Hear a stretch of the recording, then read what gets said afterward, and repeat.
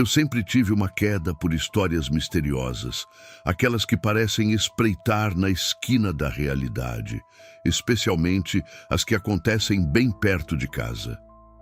Quem nunca sentiu um arrepio ao ouvir um relato estranho que promete ser real? Pois é, hoje quero compartilhar um desses mistérios que cercam a Ópera de Arame aqui, em Curitiba.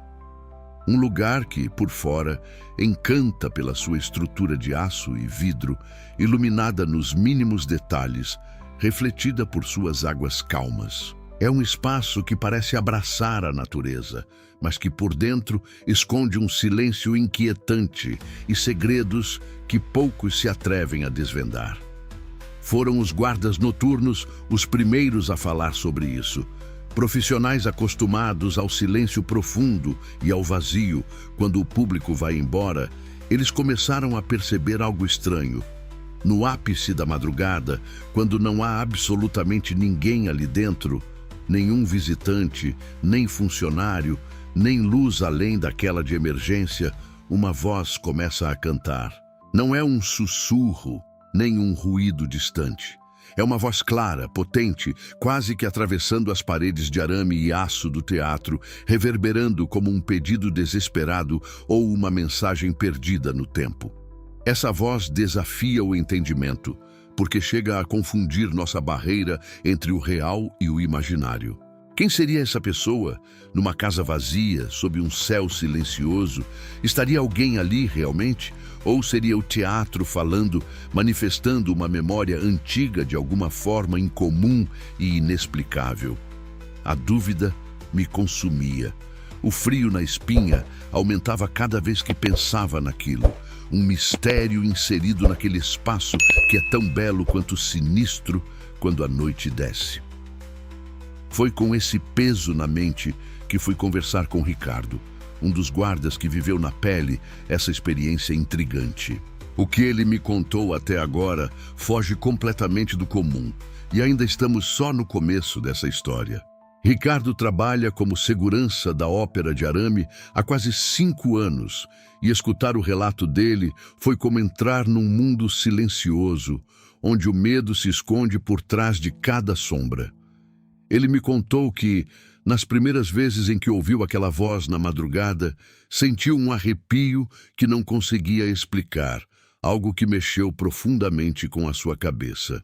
Imagine só, Senhor, estar completamente sozinho neste espaço gigante, cercado por aquela estrutura toda de aço e vidro, com apenas o vento frio fazendo o som do lado de fora, e então ouvir uma voz que não parece vir de lugar algum. Ele disse, com os olhos mirando um ponto distante, como se revivesse aquela sensação agora mesmo. Essa voz não é um canto comum, e Ricardo insiste nisso. Ele descreveu como sendo uma melodia antiga, melancólica, que carregava uma tristeza tão profunda que parecia quase palpável. Eu podia sentir a intensidade nas suas palavras, como se cada nota cantada invadisse a alma. O mais curioso é que a Ópera de Arame, por suas regras rígidas, não tem absolutamente ninguém trabalhando à noite. O teatro fecha suas portas e deixa o silêncio dominar o ambiente, sem chance para qualquer som humano. Isso faz parecer que a voz vem do nada, ou de algum lugar que não consegue ser apontado. Naquela noite, incomodado e curioso, Ricardo resolveu não apenas ouvir, mas esperar pela tal voz com atenção. Ele passou horas ali, imóvel, no meio daquele cenário surreal. O que aconteceu depois mudou para sempre a forma como ele encara aquele lugar. Ele descreveu um fenômeno quase sobrenatural. A voz parecia caminhar, deslocar-se pelos tubos metálicos do teatro, como se o som tivesse corpo e propósito, ganhando vida própria. Fiquei tentado a perguntar se ele acreditava em fantasmas, mas ele hesitou antes de responder. Depois disse, quase num sussurro, que no silêncio frio da madrugada, quando o medo está mais perto, tudo pode ser possível. Eu, sinceramente, ainda estou tentando entender o que isso significa. Convidado por Ricardo, aceitei passar uma madrugada inteira dentro da Ópera de Arame.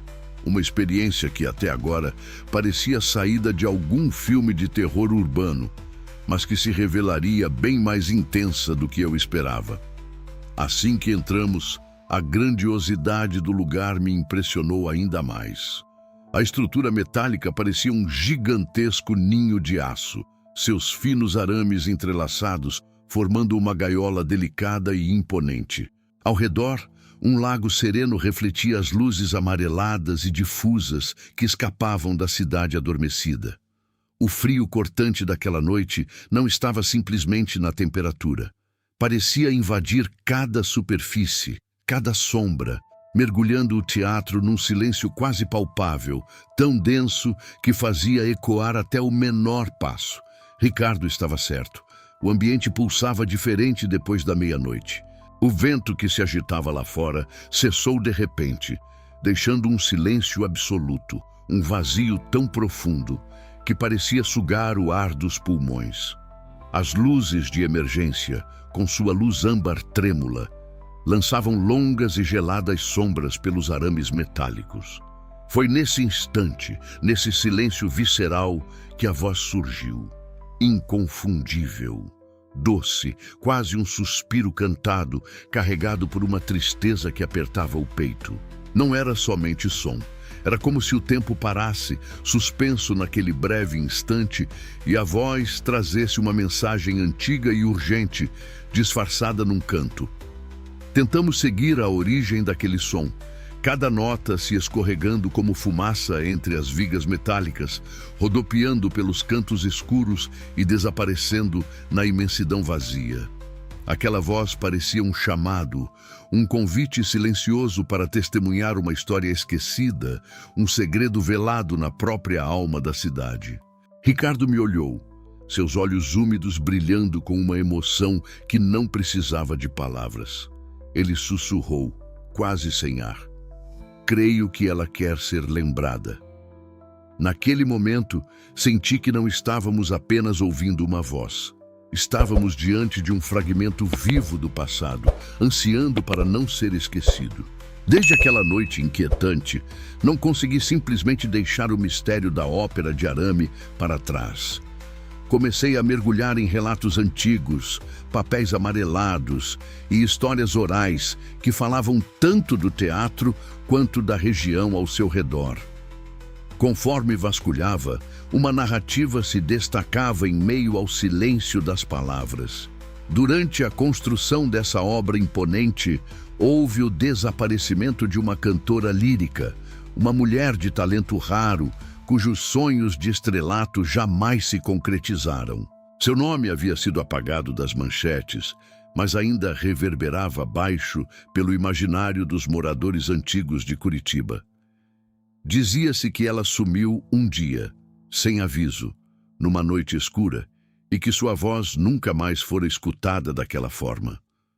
Porém, relatos recentes sugerem que o espírito dela permanece preso naquele espaço rígido de aço e luz, tentando repetir, sem sucesso, a canção que nunca teve plateia para aplaudir.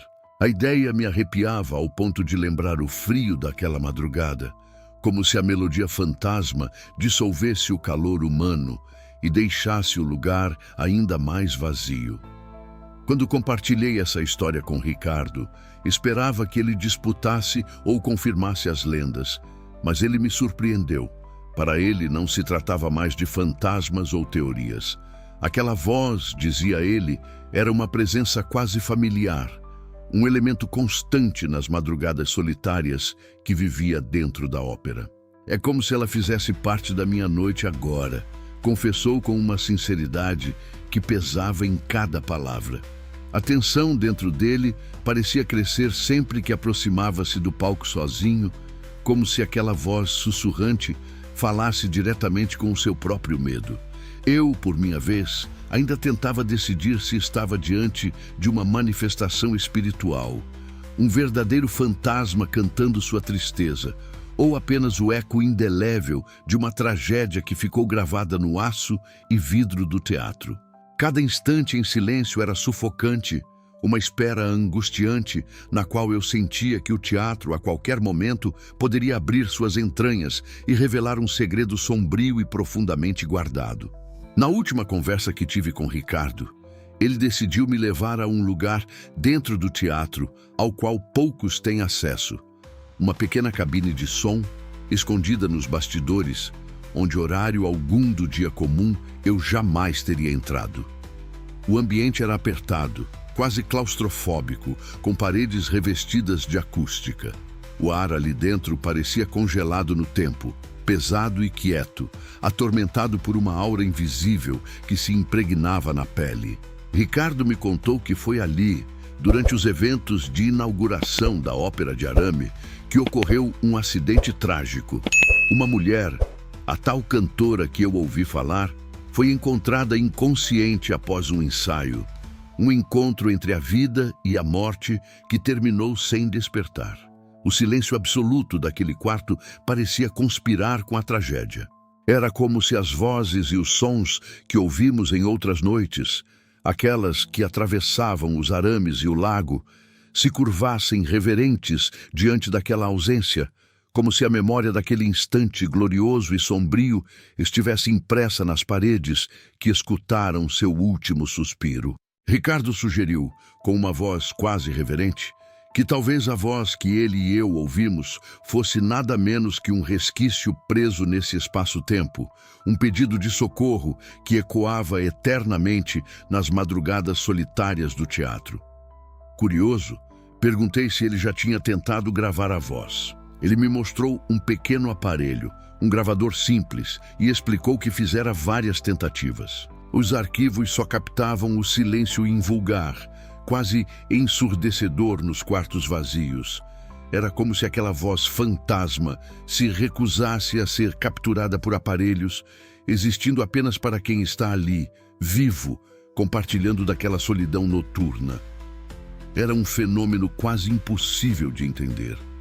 A voz não era simplesmente um som, era uma memória viva, um fragmento imortal, uma marca indelével deixada na cidade. Aquelas notas cantadas na madrugada servem para nos lembrar que certos segredos não esperam para ser decifrados por completo. Eles pedem para serem sentidos, apesar do medo. Naquele instante, aquela consciência me arrepiou profundamente e percebi que a Ópera de Arame carregava algo muito além da beleza arquitetônica. Era um espaço onde o passado sussurrava sua dor, e nem todo mundo estava pronto para ouvir. Naquela última madrugada que passei com Ricardo, o silêncio pesado da Ópera de Arame nos envolvia como um manto obscuro, denso e quase palpável. Despedimos-nos da voz que ecoava pelo teatro, sabendo que o mistério continuaria ali, intacto e impenetrável, como uma sombra silenciosa que se recusa a se dissipar. Ricardo, com seu rosto marcado e o uniforme de segurança desgastado, parecia carregar não apenas o papel de guardião do espaço físico, mas também das histórias não contadas daquela estrutura metálica que parecia respirar mistério. A penumbra do teatro, iluminada apenas por algumas luzes laranjas de emergência, lançava sombras longas sobre o piso e refletia nos arames que formavam sua gaiola de aço, enquanto o lago ao redor permanecia imóvel, guardando a escuridão com um silêncio quase reverente. No ar frio daquela madrugada, senti uma inquietação profunda, não exatamente medo, mas uma mistura de curiosidade e respeito pelo que não entendemos. Ricardo falou baixo sobre aquela voz. Se é um fantasma, uma ressonância emocional, uma manifestação da própria arquitetura do teatro, ninguém sabe. Para ele, o som transcendia qualquer explicação lógica. E para mim, ficou claro que algumas vozes não precisam de uma plateia para serem ouvidas. Algumas histórias não são feitas para serem escritas, discutidas ou analisadas. Elas precisam ser sentidas, experimentadas no mais profundo silêncio da alma. A Ópera de Arame, com seus tubos de metal frio que brilham sob a iluminação tênue, e o lago como espelho, que reflete tudo sem um som, continua guardando essa canção triste, atravessando madrugadas vazias. Ela é testemunha muda de um enigma belo e assustador, um sussurro que se recusa a morrer. Talvez esse seja o seu verdadeiro encanto, a voz que canta na escuridão, uma lembrança suave e melancólica das histórias que nunca conseguimos ouvir por completo, sempre incompletas, quase como um lamento preso na eternidade. E você, se tivesse coragem, passaria uma noite ali esperando para ouvir o que o silêncio se recusa a calar? Eu ainda sinto o frio daquelas madrugadas na pele e a certeza de que alguns mistérios escolhem suas testemunhas.